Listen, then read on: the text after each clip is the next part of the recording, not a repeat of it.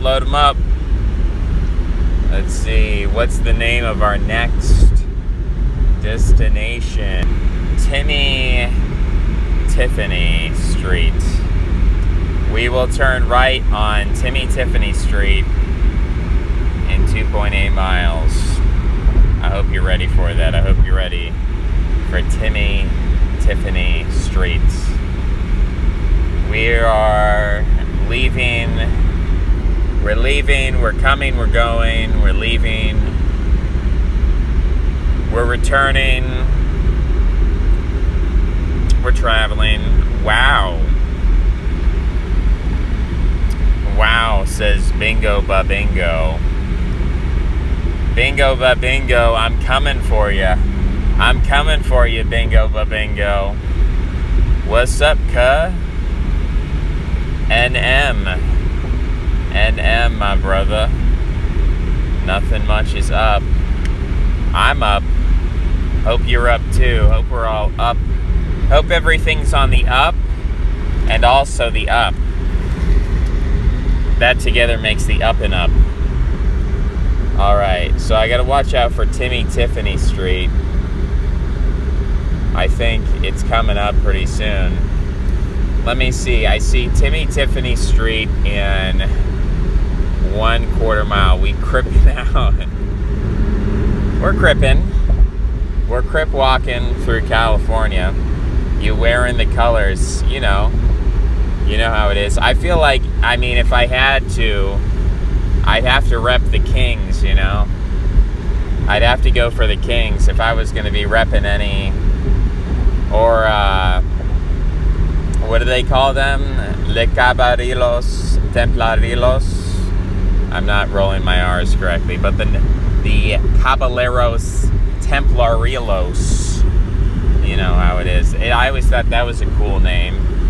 Yeah, either the Kings or the Knights Templar. I feel like those are pretty cool names. If you're gonna be frontin', that's what I'd be about. But I think their colors are like yellow, orange, things of that nature.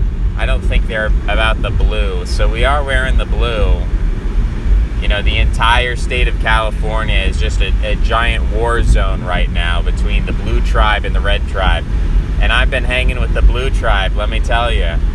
I've been hanging with the blue tribe. And I've been getting the vibe from the blue tribe. And the blue tribe is ready for war. They're ready for war. And the red tribe is not prepared for war. Let me say that.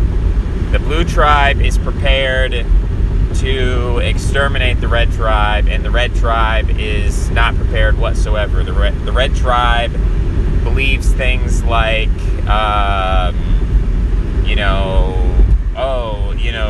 we've got all the guns. The red tribe believes, we've got the religion. The red tribe believes we've got the resources. The red tribe is entirely wrong. Krabby, I am, gonna be already am in the Bay Area. So mention me on Twitter, and then we're gonna switch to Telegram because Twitter is not a secure platform. So hit me up on Twitter, mention me on Twitter if you're in the Bay Area, and then we're gonna switch over to Telegram and we're gonna do a little discussion. We're gonna do a little video interview. I'm going to make sure you're not crazy. I have to create a Twitter. It takes 5 seconds. Listen, if you're going to tell me I'm going to take the time to meet up with a stranger from the internet, you can take the 5 seconds. Even listen to Bingo Ba Bingo. He says Twitter sucks, but he still created an account. So that's what you have to do. You have to take the 30 seconds to 5 minutes to create a Twitter. Yeah, it's very silly when people are like, I don't know, sometimes people have distorted concepts of effort. I do this too, but it's sometimes like, oh man, I had a woman tell me the other day, she came up to me drunk and said, oh, you can stay at my house for 8 days, and also you can, I really like you, you're smarter than all of my professors, and you can stay at my house for 8 days. No, I've got text-to-speech. I've got small earbuds in. I've got text-to-speech. Don't worry about it. Anyway, so what was happening was,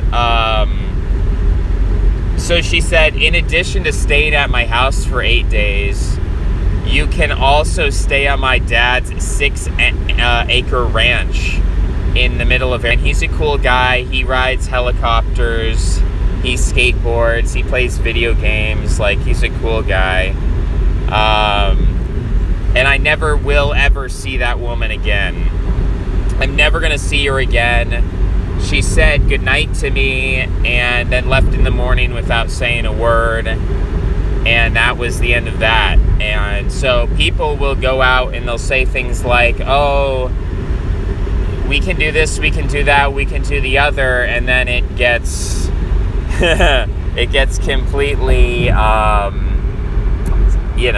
doesn't mean anything, right? So, all right, we are going to Baba Booey Land. Are you ready to head to Baba Booey Land? I'm ready. I hope you got your mustache ready, because we're going to Baba Booey Land. Say more about how personality is a burden forced on us and becomes a box. So my last video, I did talk about personality, but at the same time, personality works both ways. It's a box, but also like we need boundaries. It works both ways. So I talk about anchoring, I talk about personality.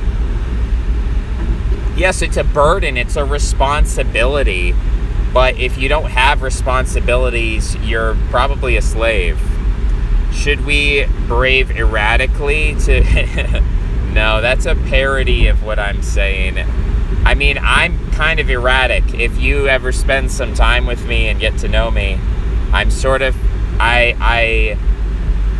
a punctuated equilibrium. I'm a very, very boring person 99% of the time. Like, if I had a 24/7 live stream, the vast majority of the time, I'm like in bed, lying on the floor, not doing anything interested for 99% of my life. But then there's a small 1% of 1% where I'm getting yelled at by lifeguards, and I'm getting in trouble with people, and I'm, fully within the extent of the law, by the way. We would never break the law. I don't do drugs or smoke. Everyone says that, your personality should just be good. Just be a cool person. He gets it. That's a bingo for bingo. He just gets it. Just be a cool person. That's end of story. But yeah, like, I don't do drugs or smoke, and then people just accuse me of that because I do get a little bit silly, and then people don't like it because you get... Alright, give me a second here. Just give me a second. I need to get my story straight. I'm not higher I'm higher on life than the Empire State. Because tonight, we are one. And we'll set the roof on fire. Is it they set the roof or the room? Or the world? Or the sky? Maybe we'll just set it all on fire, metaphorically. With desire. And become one. Clarify. Should I be into sports to be cool? Accident ahead. Oh, that's wonderful. Bro, you're like a dad. Do you have to be into sports? Your kids should probably be into sports. Set the room on fire. I was watching one of these, I think he's called Millennial Thinker. And Millennial Thinker does these little short animations. And the latest one was about, and they're not very good. I'm not recommending Millennial Thinker to you. I'm just admitting that I watch these little short clips, which are mostly like depressing and creepy and sad. And not like, it's just one guy doing it. So he's doing the best he can. And yeah, you're like a dad, bro. I don't think you need to play sports. I think your kids need to play sports. At this point, I wouldn't worry about developing your personality. I'd worry about developing the personality of your children. But anyway, that's not a dig. That's not a like, it's cool to be a dad, okay? You're asking me, how do you be a cool person? How do you have a cool personality? Well, be a cool dad. You know, you don't have individuality anymore. You're not an individual. You are the patriarch of the family, okay? So it's a different question than if like a single bachelor asked me. It's very contextual, bro. So moving on to Millennial Thinker. The episode, it's like 2 to 4 minutes, and the latest episode is about this kid who wants to like, wear dresses and play with dolls, and he doesn't want to fix cars. He doesn't want to play sports. Yeah, I understand the Room reference. Yeah, I got it. And the question, like, there were all these people in the comments like, oh, my dad was like this and I hate it, or my dad was like this and I love my dad, or, there's just all these different reactions. And it's kind of an interesting question to me of like, with the hormonal collapse, global hormonal, but especially in the West, like sperm counts are dropping to 0 in the next century. And with that, how do you deal with that? Do you just start treating men like women? Do you just start saying, okay, well, I guess you're a woman now? Is that the best way to deal with it? Do you try to force these? Because, like, if you don't have the hormonal balance, like, maybe you just, it is what it is. I don't know what you do at that point. I really don't know. Like, there's a part of me that's like, yeah, eunuch season. We're bringing eunuchs back. And it's like, what do you do about that? Do you try to fight against it, or do you just kind of tolerate it and say, like, it is what it is? I have an inner instinct when I see men who are this way. I have kind of an impulse to like shake them and make them and like be like, bro, have you ever tried like to get outside of this? Because it's not even being androgynous, being a eunuch, that's one thing. But it's like, it's always paired with this despair and depression and lack of motivation. And a lot of times I talk to these people and they don't say things like, oh, I love the way that I'm just androgynous. They're not like me. Like, I accept my trans identity, but there's a lot of dissatisfied people out there who are like, I wish I was different. I wish I was more of a man's man. And that's not good. Dysphoria. I think feeling like if you're not manly enough, I think that's a form of dysphoria that we don't talk about. And how do you address that? Do you say, it's okay, bro, you can just be a eunuch? Or do you say, like, we need to kick things into high gear? Because, like, the older you get, the harder it is to change course. If you've grown up your whole life and kind of been I don't want to use the term loser, but because it's not objective, this is a subjective question in some ways of, do you feel comfortable in your body? Do you feel comfortable in your identity? Do you feel comfortable in your personality? If so, great. Do we try to change you and make you different? And that's really hard because change has to come from two places. It has to come either from within or it has to come from coercion. Now I'm going to check my exit here. Give me a second. It says I'm going on TikTok. I'm going, what the heck? I'm so confused right now. Okay, it says I'm going to Lazy Town. All right, I'll go to Lazy Town if that's where they want me to go. You know what they say, it's a piece of cake to bake a cake. You know, you can't be lazy. You know what they also say? They say, you are a pirate. Do what you want because a pirate is free. Being a pirate is all right with me. What else do they say? What do they say? What kind of things do they say out there? Well, we're going straight for 87 miles, so that's going to be fun. Are you ready to go straight for 87 miles? I'm ready. I'm locked and I'm loaded to go straight for 87 miles. No traffic, by the way. Driving through the multiverse, passing Lazy Town and Bikini Bottom. You know how it is. You know how we roll. You know how we drive out here. You know how we go. You know, I was meeting up with my big fan SpongeBob SquarePants. California is kind of like Bikini Bottom, to be honest. I'd rather be a cowboy than a pirate. Okay. I disagree. I think I'd rather be a pirate than a cowboy in some senses, in some ways.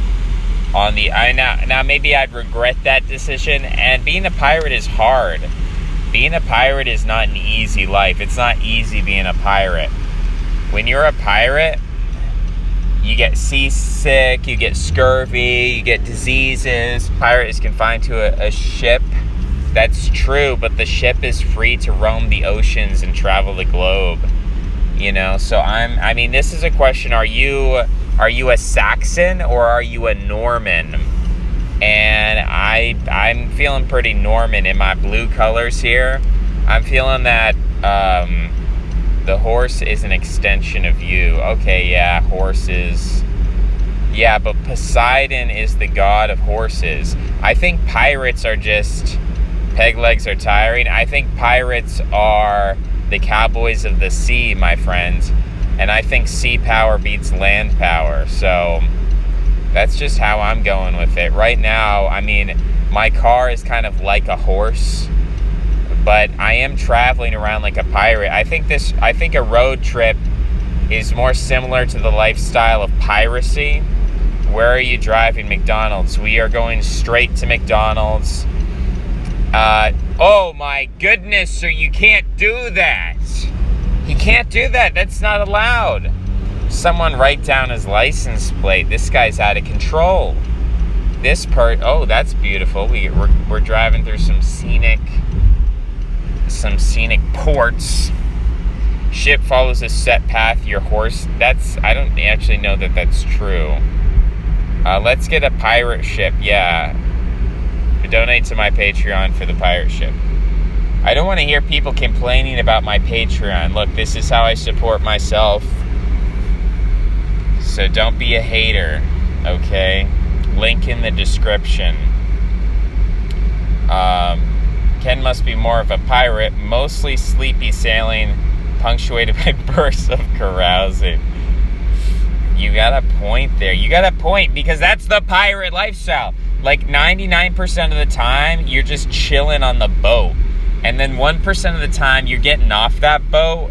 And oh boy, when you get off that boat, you know, rubbing hands emoji gif, rubbing the hands together. I can't use both hands right now. I'm sorry. I haven't ordered the attachment, the phone attachment. I apologize about that. You follow a set course like a road. Is your pirate more control? I guess. I don't know, bro. Pirate versus cowboy, do we have to fight? Can't we just respect each other's, you know, what do you call it? The turf? Like, I'll be on my pirate turf and you'll be on your cowboy turf, and we'll just respect the turf? Isn't that a reasonable compromise? Does one have to be better? Because I'm just going to tell you, I'm going to be a pirate. There's just I don't have a chance as a cowboy. Never had a chance. Not even a chance, bro. But pirate, I could definitely see the pirate lifestyle. The deep left pirate lifestyle. The cowboy lifestyle, it's just not me. It's just not who I am. I've never been a cowboy. Oh, somebody just followed me on Twitter. What does that mean? Does that mean we're going to be meeting up with somebody? Does that mean, is this a coinky dink? Is it just a coincidence? Or is this some real stuff? Thucydides says piracy was honorable and common in Greece before 7th century BC. Yeah, I've heard some things about that. I've heard some stuff about piracy in Greece, and I've just heard some things about that. And, sometimes I'm feeling a little bit Greek. I'm feeling a little bit Greek. I'm not feeling Roman. I feel like Romans are more the cowboys. Sometimes I'm feeling Greek. Greco-Saxon. No, not a Greco-Saxon. Greco-Norman. Greco-Norman. For real, though. Because who calling it? There were two people. Well, there's actually about more than two. But consider the fact that both the Greeks and the Normans both colonized Sicily. I think I might be Sicilian. I think I might have some of that Sicilian blood flowing through my veins. That Greco-Norman blood of the Sicilians. That just might be my ancestors. The Normans rode horses. I actually don't think that when the Normans conquered England, they rode their horses across the channel, but that's the thing about pirates. Pirates can have horses. There's nothing restricting pirates from having horses, but cowboys cannot sail. Sorry about that. Pirates are incapable. Pirates are aquaphobic. Their horses swam really well. Yeah, I mean, there is a thing about Poseidon was both the god of the horses and of the sea, so I feel like if we had a word with Poseidon about this, we would find some deep connections here. But I'm a fan of Poseidon. I feel like Poseidon gets a bad rap because of the Little Mermaid. Everyone just thinks he's like, Poseidon is really much more like Thor. Why these videos in cars? Why why watch these videos? That's an interesting question. I'm making a video. I have a YouTube channel. He just has to keep moving. Yeah, some people like the videos, and some people actually enjoy watching them rather than, passive-aggressively watching them. Do Long John Silver's eateries still exist? I don't know. I've never been to Long John Silver's. I'm not a huge fan of fried fish. I like fresh fish. Pirates don't have horses unless they have stables and their island strongholds simply because of the feed requirements. Okay, fair enough, Ian. So what are you telling me? Are you saying that the Normans were both pirates and they were also cowboys? Now, just because you have horses, does that mean you're a cowboy? I mean, the Prussians had horses. Were the Prussians cowboys?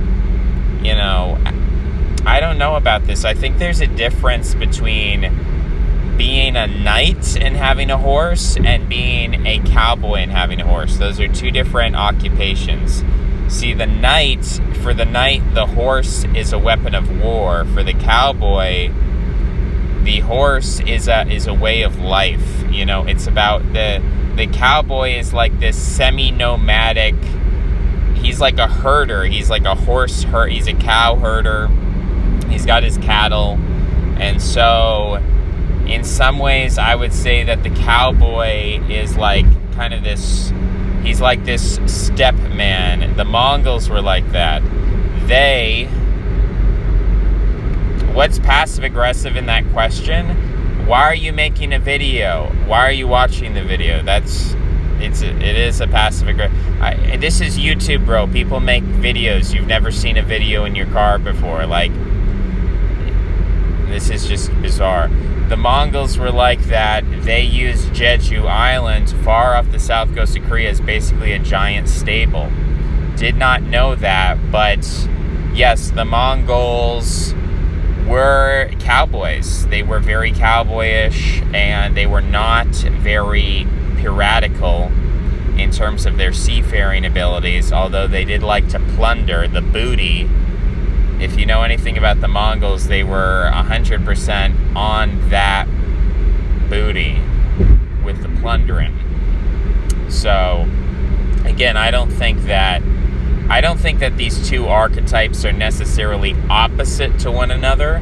There are some distinctions, and we're talking about civilizational or cultural groups. Usually it's not 100% pirates or 100% cowboys. Usually it's some kind of mixture of the two, that you get a little bit of both. Because cowboys they're not really raiders. They're not really going around raiding. So would you say that Mongols are cowboys fully, because they have a pirate element to them? So you've got a little mix of both in there. You know, to me, the ideal cowboy is like the American libertarian. Leave me alone. Let me tend to my cows. I'm the Lone Ranger. I'm off on my own on the ranch, and I'm like with my cows. In some ways, he's just a cattle farmer, and he is a farmer. You know, he's got his cows in his confined space, in his territory, in his property. Whereas the Mongol, the steppe man, is a true nomad. You know, the cowboy has property. The steppe nomad doesn't own any property besides his horse, and he's just going around taking other people's property. So in some sense, I would actually rank the steppe herder, the Mongolian steppe man, above the cowboy in terms of his plundering ability, his coolness, his conquering powers. I mean, the cowboy's really I can't pronounce things. He's a specific archetype, specific to America. Now, I do like the Wild West. I do like the Western aesthetic of the Wild West and the cowboy. So, you know, John Wayne, and he's going in and he's finding the treasure and the gold doubloons. Be nice? No. Oh, am I being mean? Are we being mean to each other? Are you being mean to me? Am I being mean to you? Hector Quinn is just a man who has renounced my channel like several times and keeps coming back, so I don't respect that. I don't respect it when people have a dramatic denunciation, like parasocial breakup with an internet character. And I am an internet character, not to be taken that seriously. And people are like, I'm going to break ties with you. It's like, bro, you're a commenter on my channel. It's not a big deal. But then they come back and the one I respect Brian Eugen, because Brian Eugen, he cut ties dramatically and he has never come back. And I respect that. But most of the people who do that pop their heads in, and it's just a weird thing, man. It's just a weird thing. Giving me weird vibes. Land empires are contiguous, while maritime empires can be just a lot of random dots all over the place. That's true, and that is cool. I mean, both have their special ways. Both of those have their unique sort of attractive aesthetic, and you've got like the Chinese contiguous empire and so on, the Russians and various other empires. But the maritime, the Anglo-Norman, Greco-Atlantean, there's something about that. Taking the choicest cuts of real estate, leaving the interior for the barbarians. Yeah, I mean, there's something to that, man. There's something to that. You got a lot of right-wingers out here who want, their Shambhala. They want their contiguous land empire. And I'm like, I don't know if I'm about that life. Over here, having my deep left experience, I don't know if I'm about that life. I don't know if I could limit myself to that sort of thing. I see the virtue in it. I see the appeal. I understand why people get into that sort of a thing, but I don't know if that's for me. Maybe we need some land empires. Maybe we need some continental land empires in the world and some cowboys, but I don't know if I'm fit for that role. I don't know if I can fulfill that archetype. Whereas the pirate, I feel like that's a little bit easier for me. Elbow bump, we're giving each other elbow. I never cut ties. Whoa, bro, that's an interesting statement. That's a very interesting statement. You make an aggressive video about me. That's also another very interesting statement. So I stopped watching and engaging. So what does that mean? What does that mean? Here's my understanding of the situation. You called me a liar. You said my positions were disingenuous. You aggressively attacked me as a person, not on the basis... You didn't engage with my arguments. You just said I'm a secret racist and I don't have real arguments and I'm just too afraid to hold your racist positions.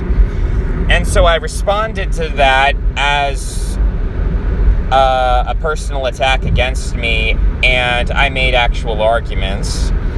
And then, through a series of you making these dramatic posts, leaving the Discord, asking third parties to take down my videos, being too much of a coward to ask me directly.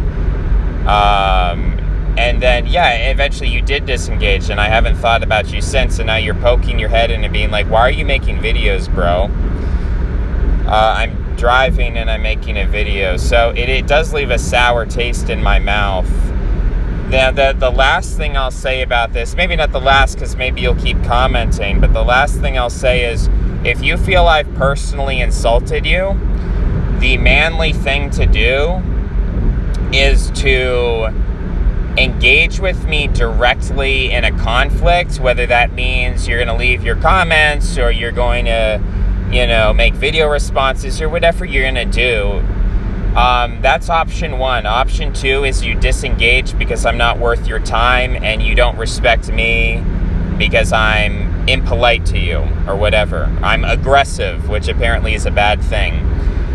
If that's the case, you have those two options. And if the third option you take is, this person's disrespectful to me, he's aggressive, I don't like him, then at that point, you should just, wipe your feet of the dust and move on. Why are you coming back and asking me why I'm making videos? That's kind of bizarre. As far as contacting me over Discord, you can make a public post or, whatever. In terms of not being accessible, when two people are in the same Discord, I think they are accessible to communicate with one another. I think that's how Discord works. Cage match! Yeah, we could do a cage match. I'd be down. I don't know that I would win, but it would definitely get some views. I can't guarantee winning any cage matches against anyone at this point, but it would be fun for the viewership. Either someone's going to get beat up, and it's going to be entertaining,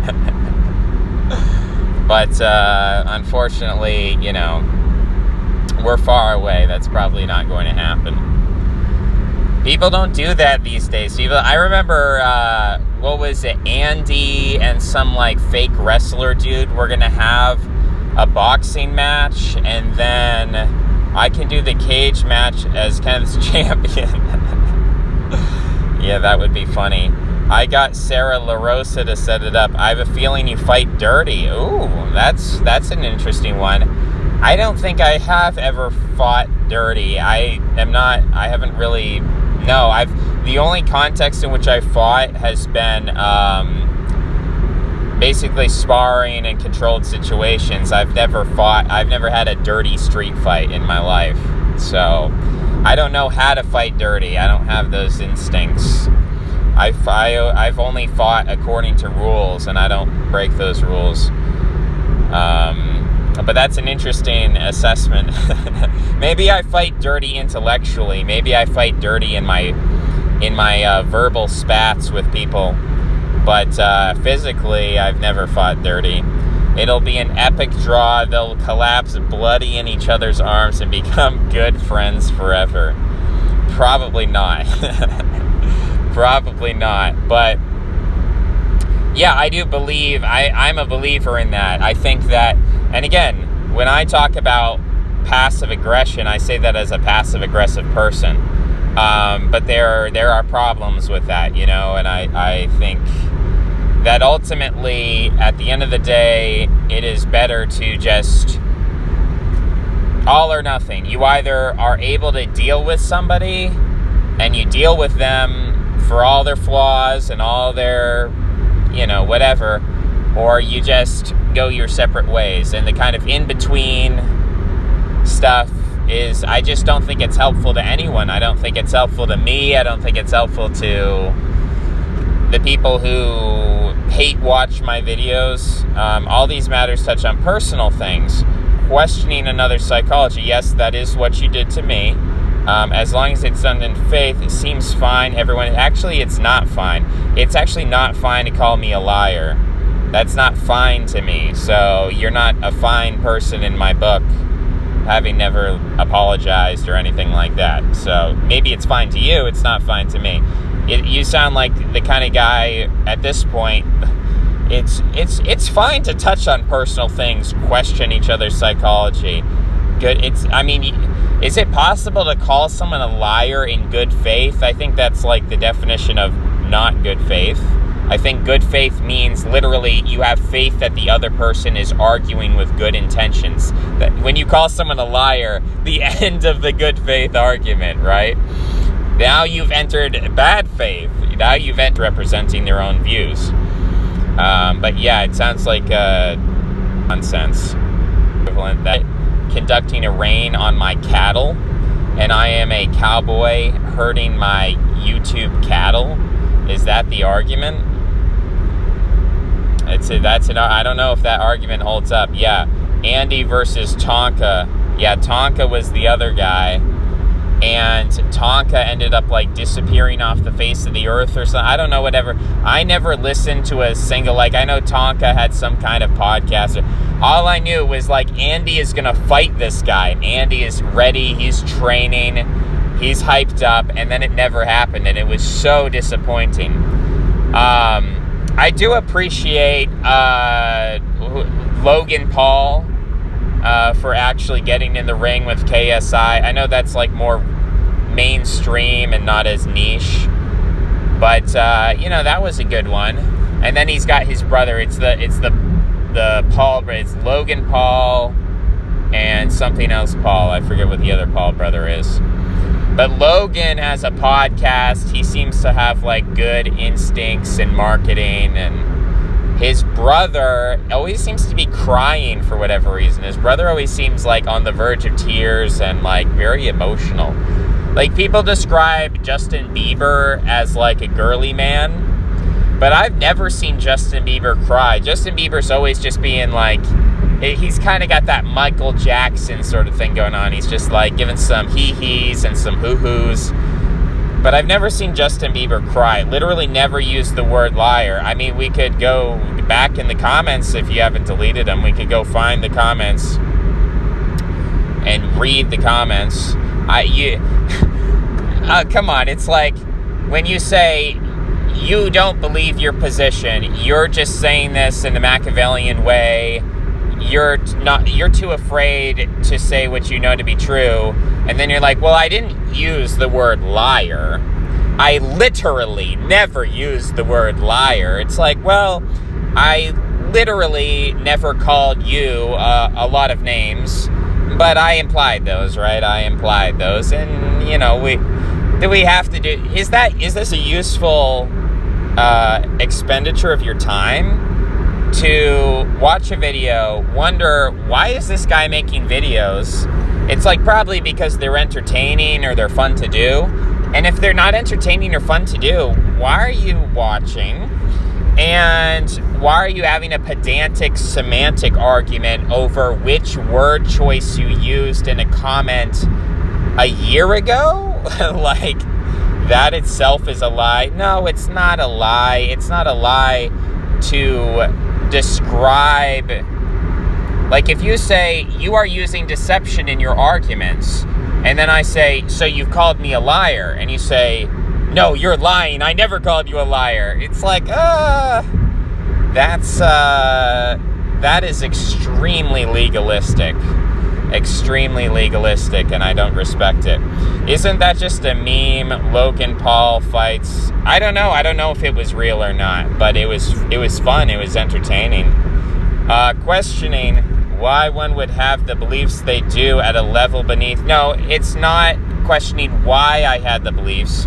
You were not questioning why I have my beliefs. You were asserting that my beliefs are consciously false. That's a very different thing. Yes, it's very useful for me. Whoa, I'm currently entertained. Was it real? Was it fake? I don't know. Could have been either one. I mean, at some point, in order to fake fight someone, you kind of have to have coordination. To put on a fight that looks fake, you have to have some coordination. And I have to feel like to be a really good fake fighter and to fool people into thinking that you're a good fighter, that probably correlates with actual real fighting skills. Now, why would you put on a fake fight? Well, to rig it for betting purposes, for entertainment purposes. But as far as I remember, Logan Paul just laid that guy out. Like, there was no contest. It wasn't a long fight. It was just like, boom, you're done. And I feel like if you're going to have a fake fight, you would want to drag it on more. You would want more like, oh, Logan's down, but he gets up, and then, like, he comes back, and it's, you know, I don't know. If I was designing a fake fight, I would make it very cinematic with backflips and, yeah, basically WWE style, you know, craziness. Crazy moves. That's what I would do. As far as I remember, it was just a pretty clean punch knockout. He was just sleeping. He's sleeping on the ground. There wasn't much of a contest. And now he's got this podcast. What's it called? Paulicious? Logalicious? What's his podcast called? Loganetics? Paulnetics? I'm forgetting what his podcast is called.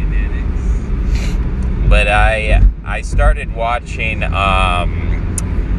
Red Bar Radio on the recommendation of a Twitter account which is no longer active, apparently. And I started watching Red Bar Radio, and this guy does a podcast based off watching and reviewing other people's podcasts. And it's funny, it's entertaining, like it's, you know, you're listening in the car or whatever.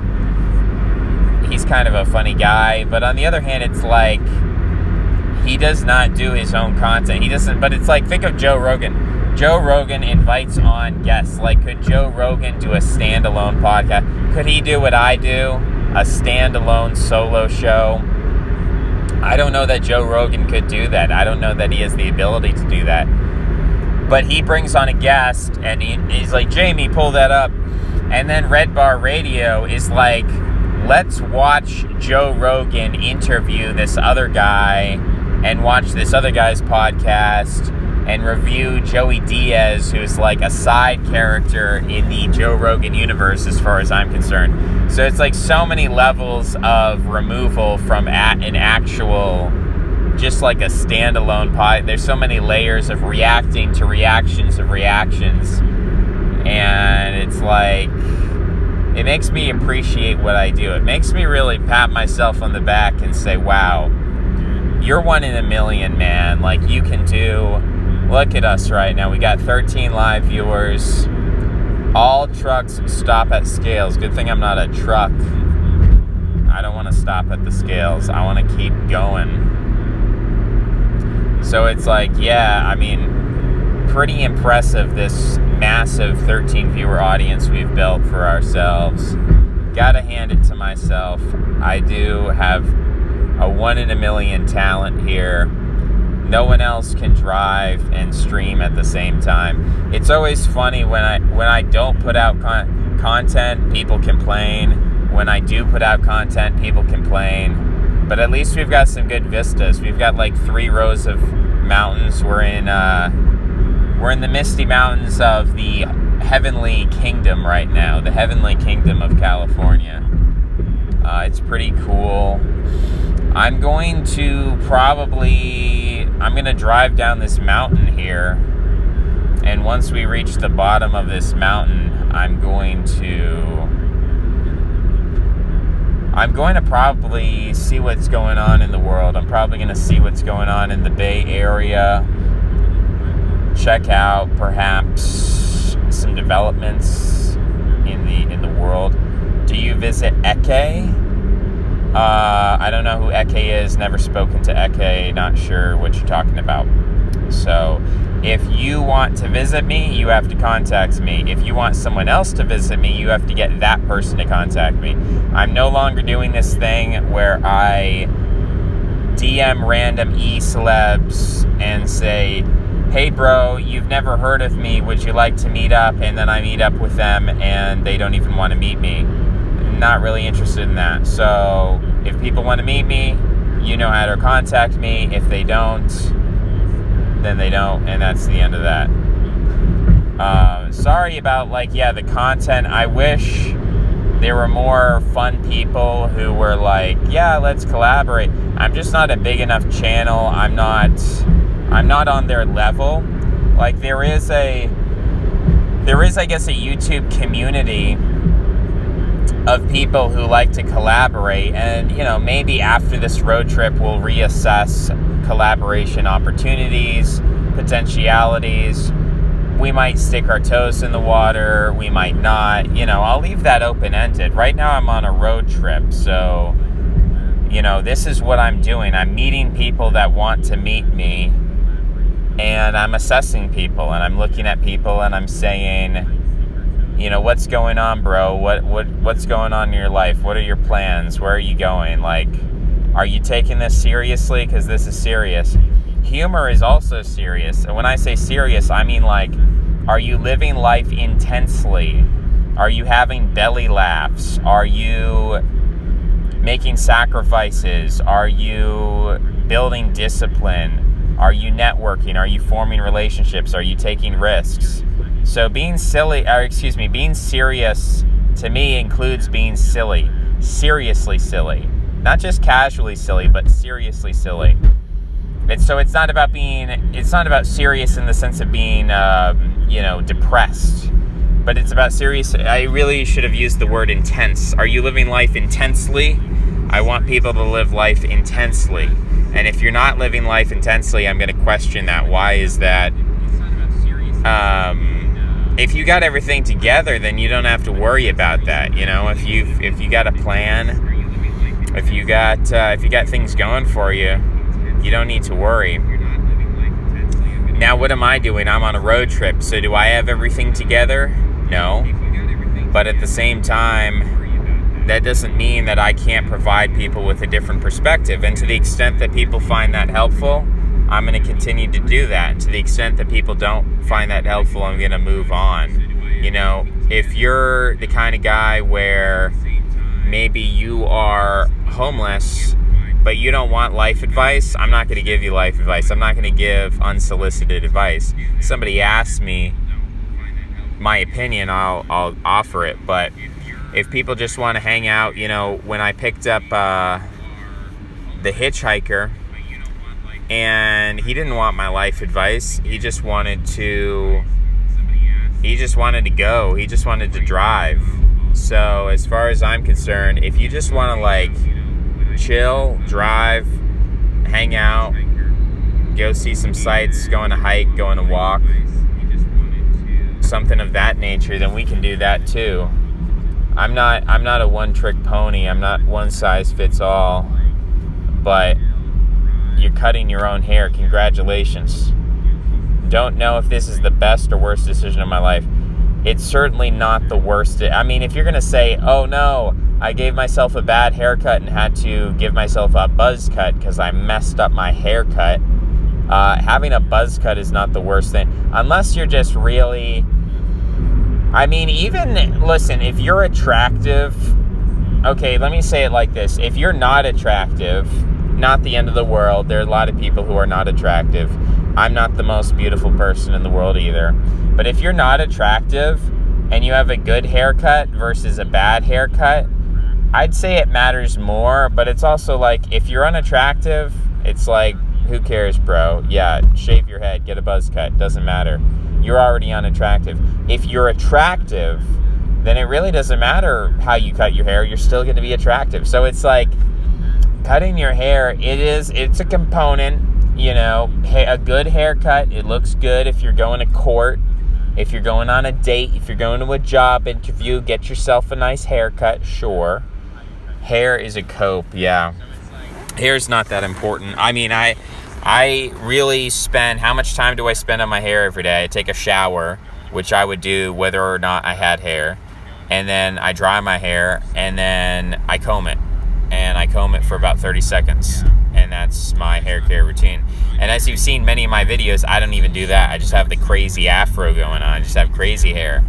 So I don't put a lot of effort into my hair. Now, if I got a professional haircut from a really good hairdresser who knew the type of haircut, I keep hearing...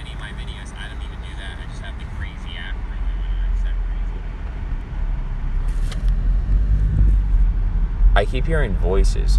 We have the same type of hair. That's cool. We're hair bros. So as far as hair goes, LOL. As far as hair goes, yeah, it's not the biggest deal in the world. It's nice to have a nice haircut, but certainly not the worst decision in your life. I would also say probably not the best decision of your life. It's probably just like a mediocre, middle of the road. Yes, that is you hearing yourself back. Based voice here. Yeah, that's actually, that's true.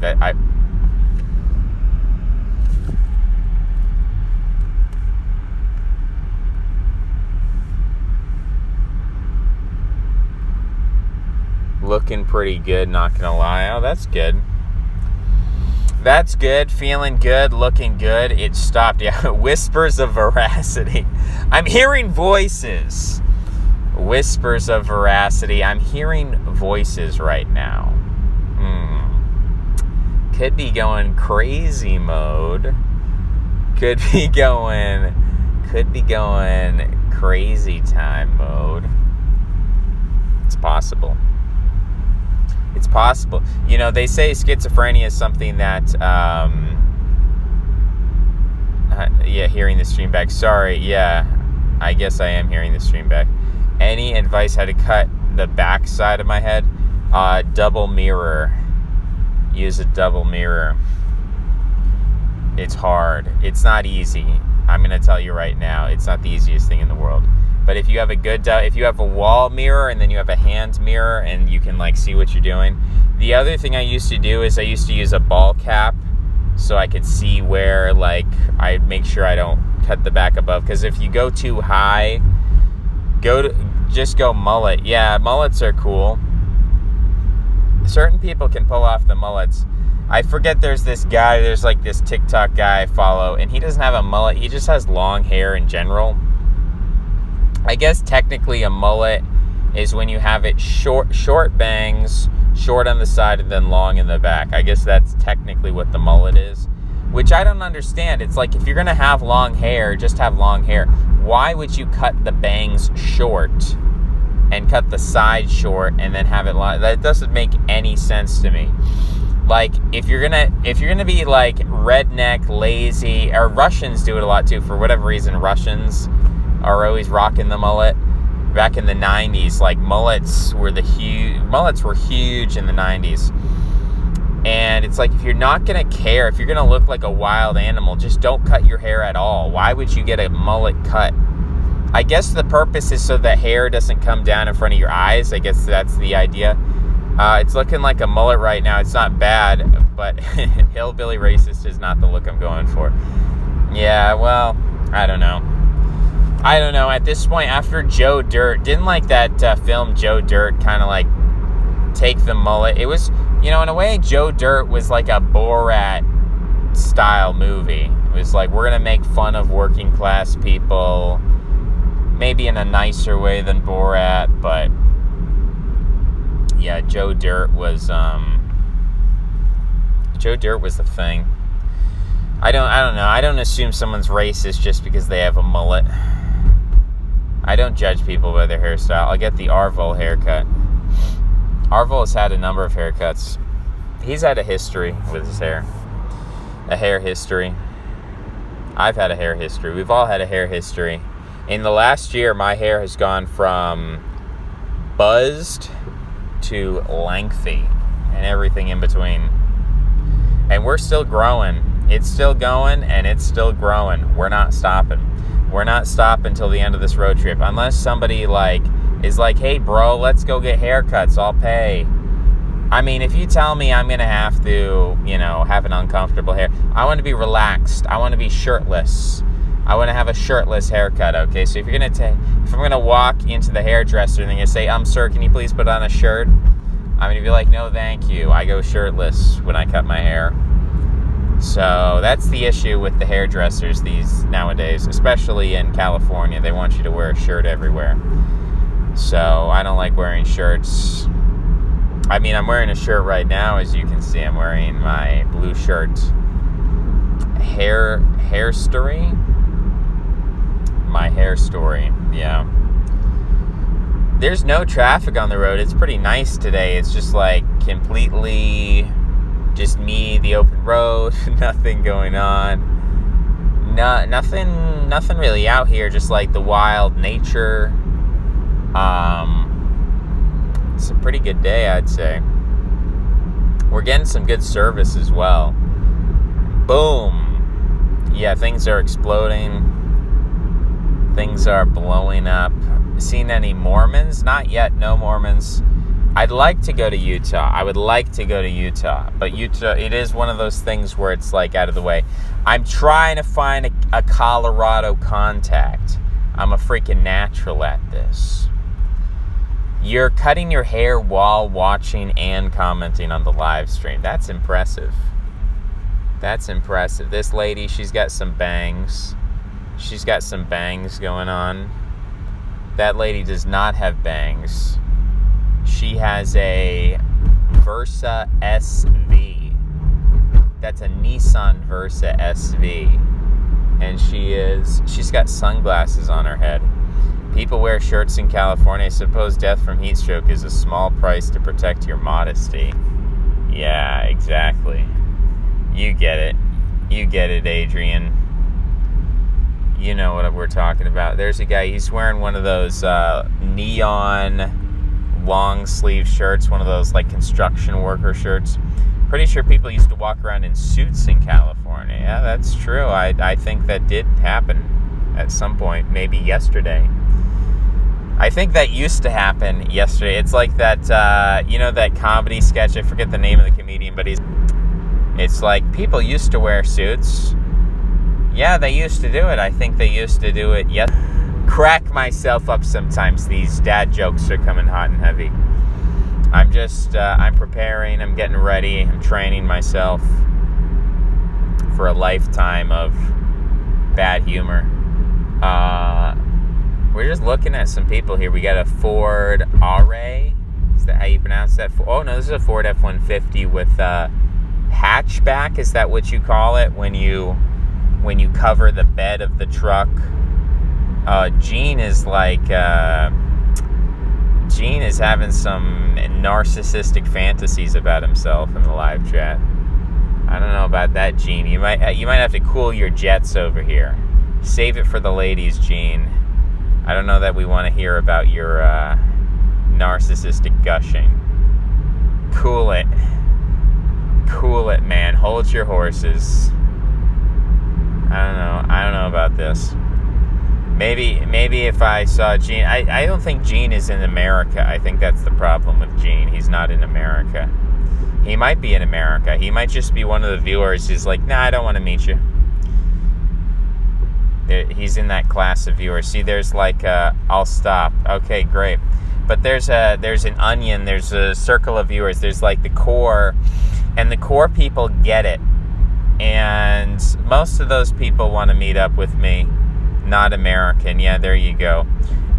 There's like the core people who want to meet me, and then there's like rings around that of various people who watch, but they don't want to meet me.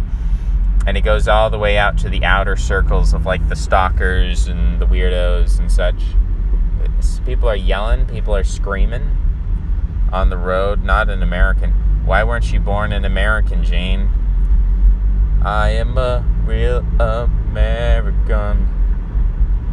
Fight for the rights of every man. I am a real American. Fight for the rights.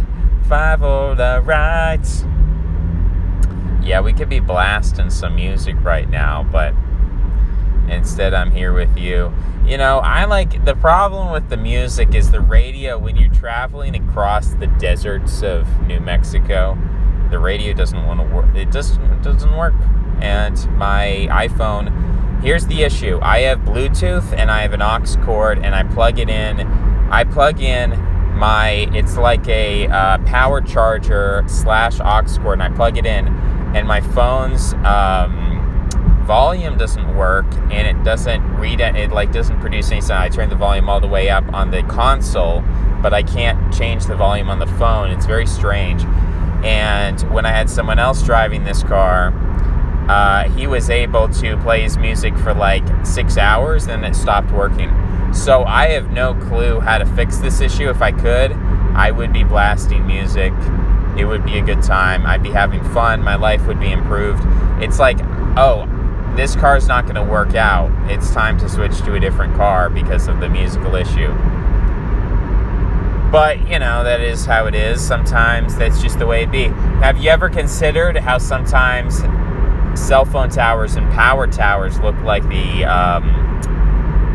not Leaning Tower of Pisa, the Eiffel Tower in Paris? Have you ever considered how the Eiffel Tower in Paris is kind of like very modern and technological, and therefore problematic? I don't know. That I think we might have to do something about the Eiffel Tower. I think we might have to legislate the Eiffel Tower into oblivion. I think we might have to go into the French Parliament and vote away the Eiffel Tower. What do you think about that? What do you think about, hiring a construction crew to carry out the will of the government by voting for the anti-Eiffel Tower party? The anti-Eiffel Tower party. Maybe we need to tear down the Eiffel Tower. What do you guys think about this? It was built in like 1908, possibly. Let's see. If you had to conquer California, where would you start based on your optical survey of the topography? It depends on where am I coming from? Am I a land power or a sea power? You know? Am I a space alien? Like, this is contextual. This is contextual. If you've learned nothing, it's that every question you ask is contextual. So you will get no answers. Chet Hanks. I've heard of Chet Hanks. I don't know much about him. I know Tom. Let me think about this. Bill Murray is a comedian. Is Tom Hanks, is he the one who plays... What does he play? Forrest Gump. Is Tom Hanks the Forrest Gump dude? I believe he is. Yeah, I don't know. Why is Chet Hanks, is he gonna go to jail? Like, what's going on with Chet Hanks? How can you say that? Like, hasn't Chet Hanks, like, why isn't he being hunted down? Why hasn't he been forced to apologize yet? I want to know. Why isn't his father abandon him? And you think it looks bad now? Is bright yellow or remains so until it rusted? Yeah. I don't like, it's a very skeletal structure. I don't like it. I like Le Arc de Triomphe. You know, stuff like that. I don't know, like a Skeletor thing. if you were a land power, the logical thing would be to build a foothold in the mountains and expand southwards from North Cal. It depends, because if you knock out, because like SoCal is kind of like there's two major power centers in California, LA and San Francisco. And if you can knock out those two, you basically control the country. So that's what I would go for. I would look to knock those out. And the best way to knock them out would be a sea invasion, because they're close to the coast. California has this western desert and these western mountains. So I don't think it makes to invade from the land if I had a choice. If you forced me to invade from the land, I would probably... It depends on where I'm coming from. Am I coming from Seattle or am I coming from Mexico? If I'm coming from Mexico, obviously we invade Southern California first. If we're coming from Seattle, we invade Northern. It's contextual. It's very contextual. It's very contextual. Seizing the ports down the coast, basically, yeah. See, that's my heretical instinct at hand. Even Hassan Abi has declared his support for Chet Hanks. I don't know Hassan Abi, but Sacramento is the capital. I think if we learned anything in the history of human warfare, it's that capturing the actual capital doesn't matter. It's about capturing the industrial centers and the resources. And as far as natural resources, I don't think California has oil. I don't think California, and maybe I'm wrong about that, but I don't think California has much energy. They might have some nuclear plants and they might have some solar farms.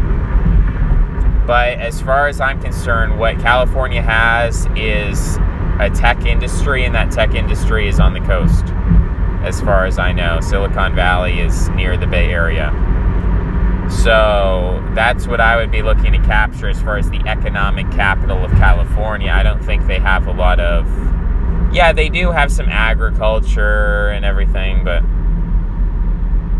Chet Hanks likes to pretend that he's from the Caribbean. Okay. He does the stereotypical accent. He likes black women. Okay. All right, well, Chet Hanks, I guess he's out there, and Chet Hanks is 30 and bald. I thought he had hair. I thought the last picture I saw of him, I thought he had blonde hair. But, Chet Hanks is going to do whatever he does, but I'm never going to describe myself as a boy. Now, the boys is different from a boy. What's up? Me and the boys, we're going to go do something. The boys are back in town. That's different than being like white boy. Just a singular boy. I don't think that's good. They do have oil? Okay, well then I'm mistaken. I would capture the oil fields, which are probably off the coast. That's the first thing I would do. I don't think they have inland oil. Does Nevada have oil? Does Arizona have oil? I haven't heard of that. It has oil and fracking, but the solar is sparse. Doesn't produce that much. Okay, well, we'd have to capture the oil fields. That would be the first order of business. You got to capture the oil fields, completely shut down all the planes and tanks and everything. I'm sure they got some reserves everywhere, but you bomb them. You bomb them into submission. So it would have to be...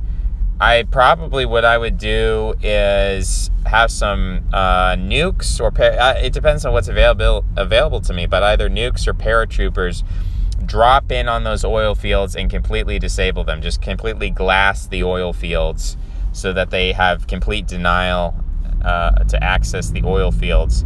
And then you proceed to capture the urban centers, the technology centers. Capture Hollywood. Yeah, Hollywood's a little bit silly. I don't know. Hollywood propaganda works over like a period. I think California would be a formidable... I'm not saying I could conquer California. What I'm saying is that if I had to try, this is how I'd do it, or this is would be my attempts. But California is a formidable military force. If California went to war, I believe that California could beat Texas. When people say like, oh, Texas, we're Texas tough. We can beat anybody in the Union. We're Texas tough. Now, California is probably the strongest state in the Union. California, if there was a one-on-one match between any state in California, I think California would win. I think California would beat Texas. I think Texas has a lot of oil. However, Texas has, I believe that Houston and Dallas would be captured by California, because I believe that Houston and Dallas are culturally closer to California than the rest of Texas. So I don't think there would be any part of California that would defect to Texas, but I think there would be major swaths. Think of this, like 49% of Texas voted for Beto O'Rourke. That's all you need to know. As far as California, yes, there are Republicans in California, but most of them call themselves California conservatives or California Republicans. And most of them, are not big fans of Texas necessarily. I believe that in the event of a war between Texas and California, I believe California would create alliances, get the UN in there. I believe they would isolate Texas. Texas would not stand a chance, especially in the propaganda war. Texas would have terrible propaganda. California would crush them. I believe the Californian people are exterminationists, and they would exterminate all of the resistance fighters of Texas. I believe they would conquer Texas, take it over. I mean, that's kind of what they're doing right now.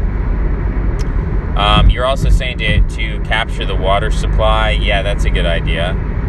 I might have to recruit you to my strategic team. General Ian will help me take California. Yeah, all you have to do is bomb their water supply and everybody's dead. That's true. But I still believe that in a war between Texas and California, California would win. I mean, you could do the same to Texas, right? I mean, Texas has more water than California, but still, you can capture that. You can mess with the water supply in Texas as well. I believe California is Athens, and I believe Texas is Sparta, and I believe Athens wins ultimately. Now, in the actual Peloponnesian Wars, I don't actually know who came out on top, because Alexander the Great mopped up both sides at the end of it. But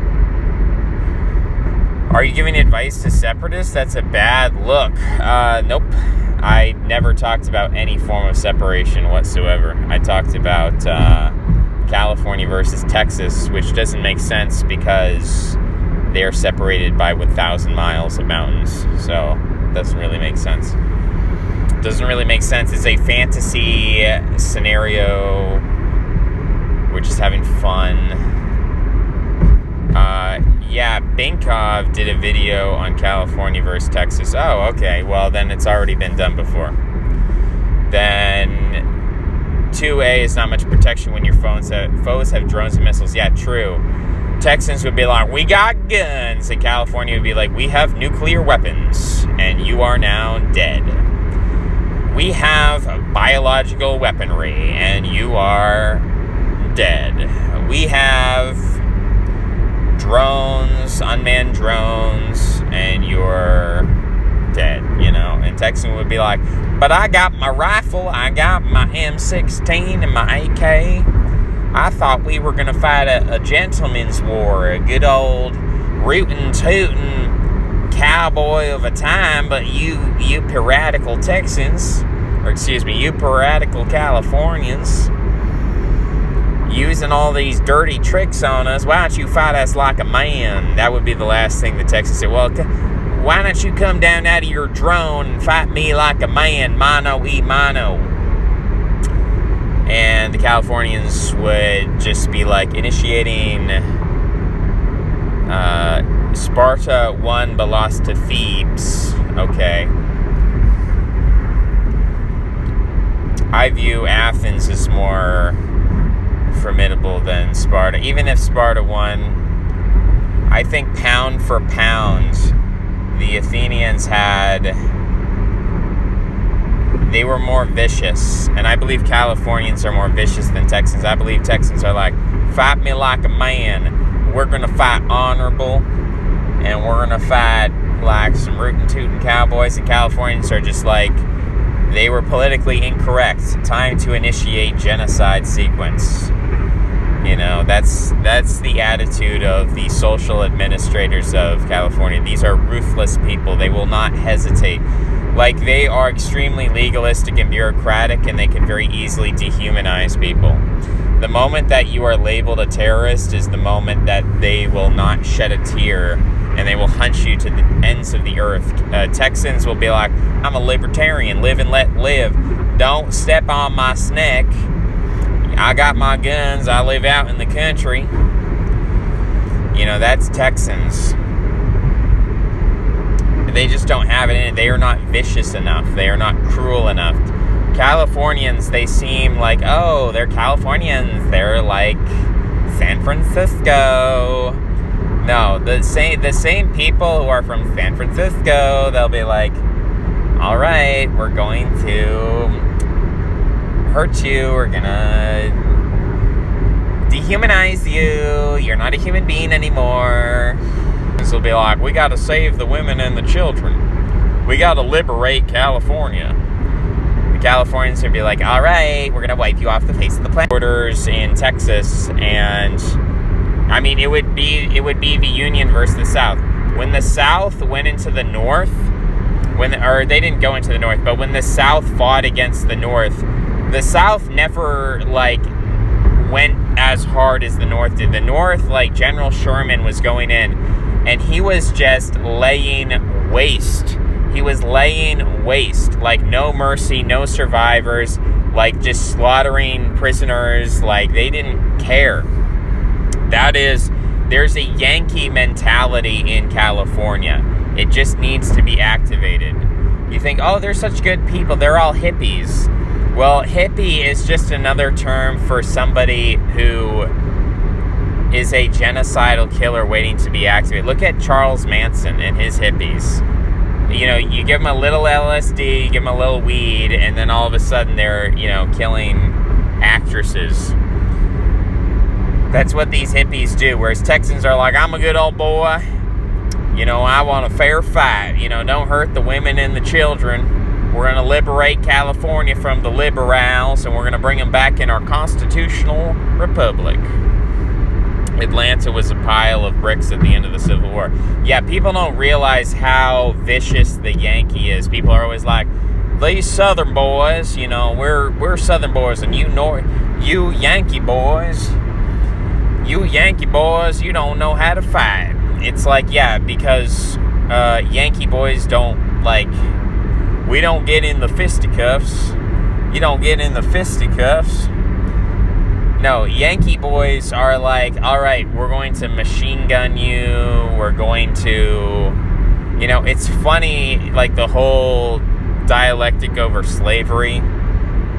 People are like, oh, the South was all about slavery. It's like, no, the South had an antiquated form of explicit, direct slavery. Basically, the South had a formalist version of slavery.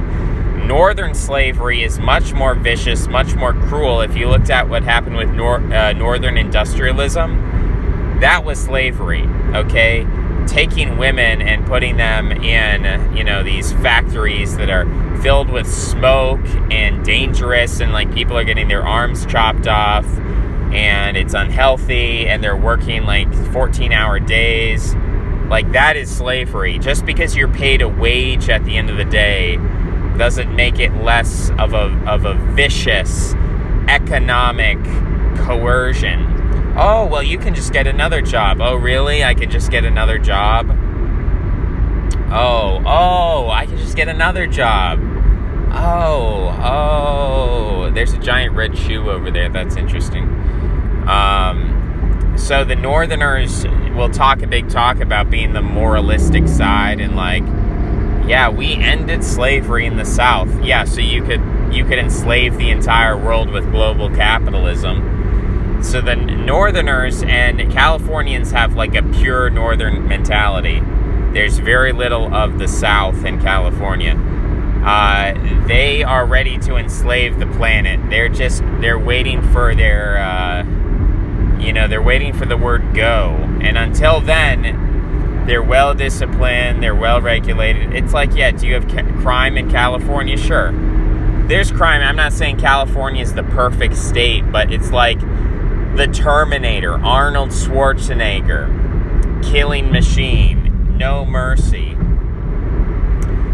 That is the California culture.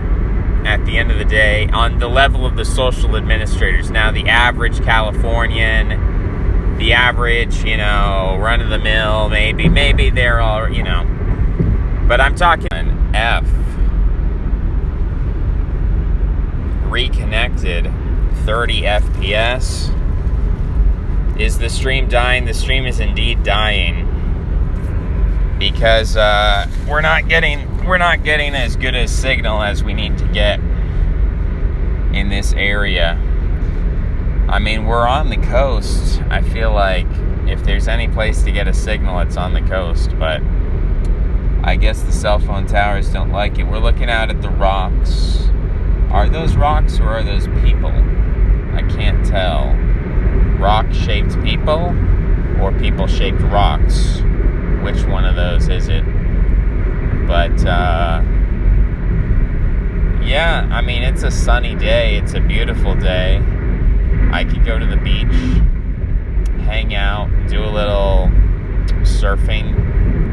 Rock people of the rock. Poor. Hey, you're a POR. You're a poor, a people of rock. The intersections have the best connection. Yeah, we're kind of on the highway right now, not really on the intersection. But I'm seeing some American flags. That's the other thing about California, is California has like zero allegiance to American patriotism, but 100% allegiance to like the federal government, which is the best way. I mean, it's the most effective way to get the job done, right? Because you're like, I'm going to be friends with all of the actual powerful aspects of the American empire, but I'm going to reject the weak parochial aspect of Americanism. The California attitude toward American imperialism is like the most powerful attitude. Whereas like Southerners are like, we hate the federal government, but we love America. And it's like, really, bro? You're gonna completely alienate yourself from the actual imperial power, but you're gonna love the concept of America. And it gets people in all these weird things where they're like, just wait till the end of March, President Trump is coming back. Really? President Trump is coming back. Okay, bro. Alrighty then. It's going to become a joke at some point. When we hit April and it's no longer March anymore. It's going to be real sad. It's going to get real sad out there for these folks. Okay. I've heard the leadership in Cali is cynical, corrupt, real gangster bureaucrat. Would rather die than see their rivals win a single morsel if it brings the ship down with them. Is the concept of America even real at all? Well, it is a concept with a certain degree of reality, but it's also got a certain degree of contradiction and problems and stuff. So,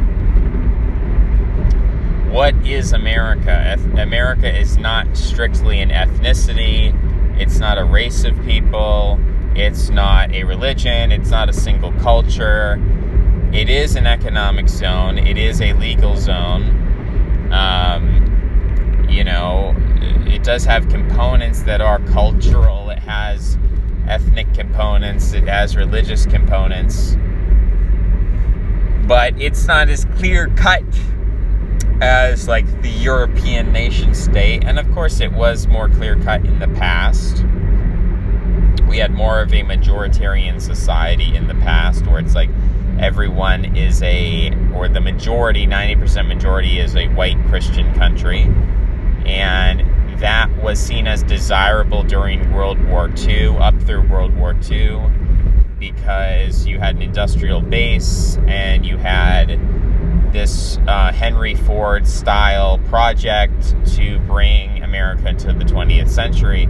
But after World War II, a decision was made that we don't need that industrial base anymore, so we're going to attack it. And so the necessity of the old concept of America is no longer there, and the new concept is it is a concept which is a war on the middle class, essentially a high-low versus the middle strategy. So you've got a conflict between these people who still have a 1950s concept of America, and then the people with the 2020s concept of America, and that basically describes, in a sense, the Republican versus Democrat paradigm. And we're getting away from the coast here. It's up over the ridge. Masonic founding. I would say, again, I don't put it in black and white. I don't say America has no authentic culture, but I also say there's a lot of culture in America that's superficial and very mercurial. It's like, what is the popular music? What is the popular culture? It's all just flitting here today, gone tomorrow. So in that sense, you could say American culture is superficial. But I do think there's such a thing as authentic American culture. It's just not. It's not where it was in the past. America was able to exist because of the natural sea border and the British over-taxation causing the economic incentive to separate. Well, I don't think the British overtaxed the Americans. I think that's an American myth. So I don't really think the British could have held on to America because the Freemasons had already decided. There were two things going to happen. Either the Freemasons were going to separate from Britain, or they were going to invade England. Those were their two choices. And they chose the latter. But eventually, America was going to be so powerful that it was going to go to war with England. If England did not relinquish power over America, eventually they were going to take it to the British shoreline. America is an English commercial venture that got out of hand. It's like if Silicon Valley got a land grant the size of a continent. I guess you could say that. That's one way to say it. I don't know that it got out of hand. I think the war between America and Britain, you do realize that Britain didn't lose the war. Britain gave up, and there's a difference. Taxes post-independence were higher than Britain within a month of separation. Very true. Yeah, the whole no taxation without representation. That's like we're going to war with the South because of slavery, or we're going to war, all these. America gives for war is always a little bit sus. It's a little bit sus. The way America's like, oh, we're on a moral crusade.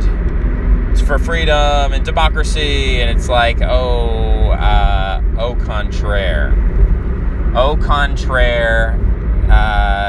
Yeah, actually, I'm not so sure about that one. But, yeah, that is part of the American mythos.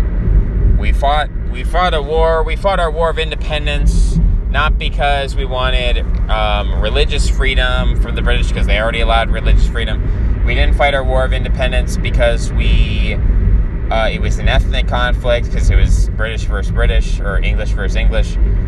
We didn't fight the war for, there's all kinds of things we didn't fight the war for. It was like, we fought the war for taxes. We fought the war to get rich for economics. I saw an old Triddle Tom tweet saying the wife left America when. I don't know what that means.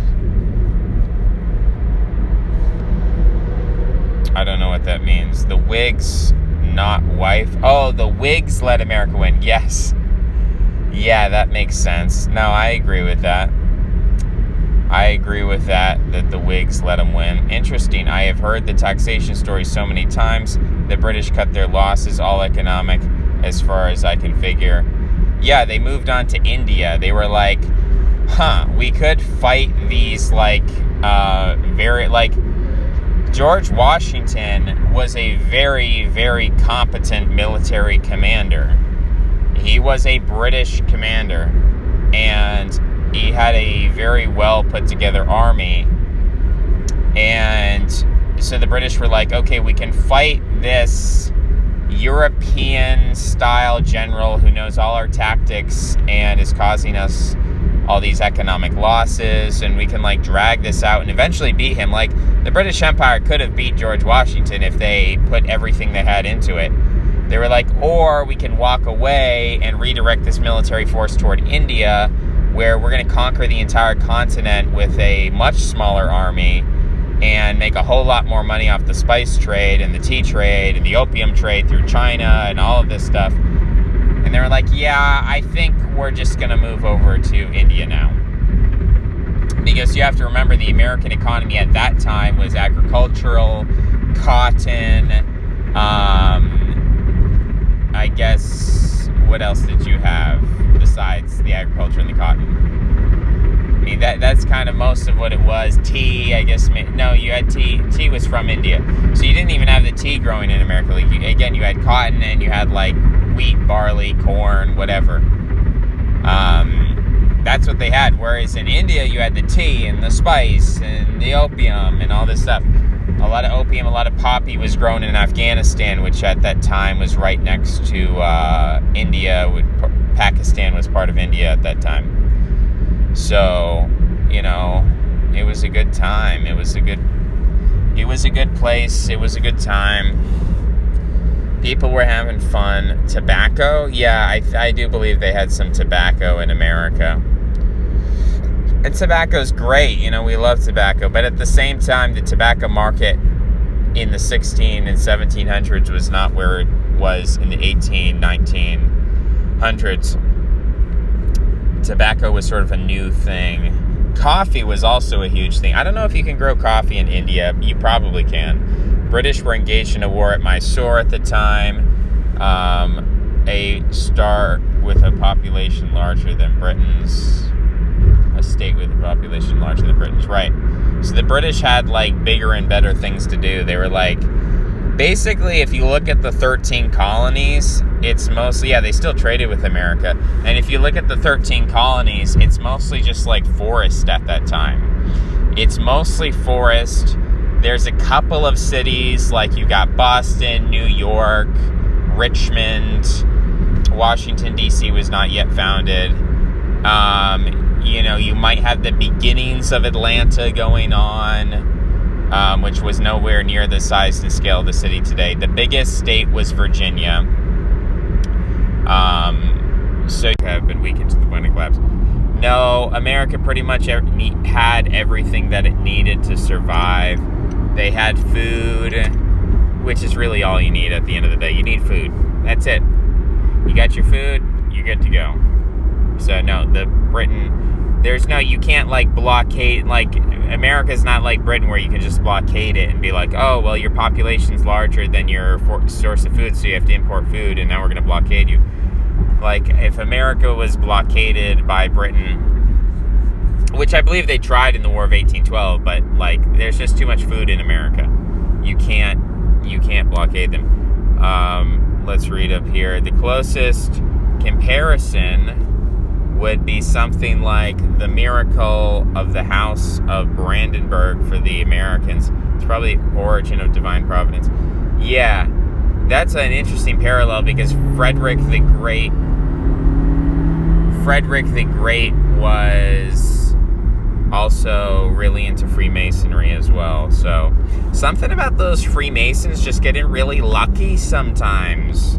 Like facing these overwhelming odds, and then like their Freemasonic buddies help them out, and then it's like, oh, it's a miracle.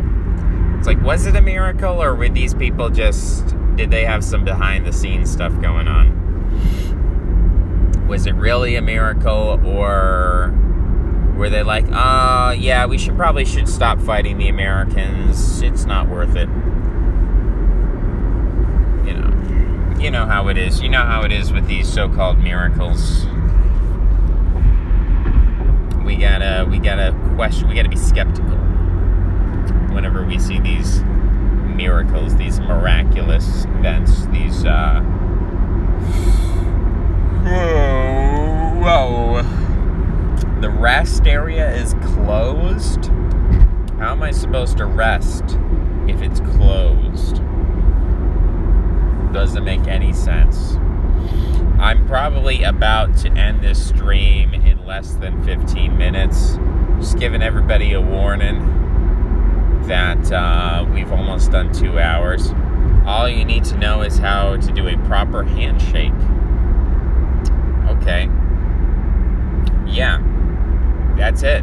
Handshake, and you got it. There's not much more. I mean, if you can give a proper handshake, what I always do is I look at the person, I stretch out my hand, and then I reach out for their hand, and I look at their hand, and I grab their hand, and I shake it, and then I look back at them. And some people hold the hand for a longer period of time, and then you get some eye contact going, and other people hold it for a short. It's just more of like a touch and go. It's like grab your hand, 2 shakes. Really, a handshake, there's really 2 minimum shakes involved to be a proper handshake. If it's just like grab the hand and let go, that's just, I don't think you've done the full, I'm going to break your hand. Now I'm scared. I don't want you to break my hand. I might have to avoid your area now. I might not shake your hand. Squeeze the delt. Oh, you're going to grab my shoulder as you shake my hand? That's scary. I'm scared now. I'm going to be, if you want to know who murdered me on this trip, it was Bingo. Yeah, but do you want to display dominance? It's contextual. If you're talking to your boss, I don't think so. Don't you have Masonic handshakes? Some people do. Masons. Yeah, Masons have Masonic. Are you going to make it to Kentucky? You haven't even messaged me on Twitter or DM me or followed me or anything, Gibson. I don't want to hear about it. You fooled me once, shame on you. Fool me twice, can't be fooled again. So don't even start with me, Gibson. You fooled me. I've been a fool for you, Mr. Gibson, and I don't know what to do, 'cause I'm driving on. I have a secret handshake with my buddies. That's cool. I've never had.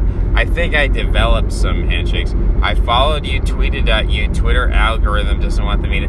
No, that's not true. You haven't followed me. Unfollow me and refollow me and tweet at me. And give me your @ Just what's your @ bro? @ Gibson? Probably not. But I looked through every single 130 of my followers, and there was no Gibson in there. Okay? So you're deceiving me right now. I looked, I tried, I put in the work, I put in the effort. There was no Gibson. Gibson was gone. Gibson wasn't there. He was a ghost, a shadow, an illusion. @ Gibson. Get out of here, Gibson. That's not your @ you're gonna make me so mask on, man. It can't be true, Gibson. It cannot. I looked for Gibson. Gibson was nowhere to be found. So some people are not searchable on Twitter. I'm joking. Indict me. All right. I missed my turn, but all right, Gibson. I messaged indict me. It better happen. And also, the other guy who followed me better respond on Twitter as well. I don't know why he hasn't responded. But we're going to end the stream here because we're cutting in and out. It was a good almost 2 hours. I'll see you on the next one. Bye-bye.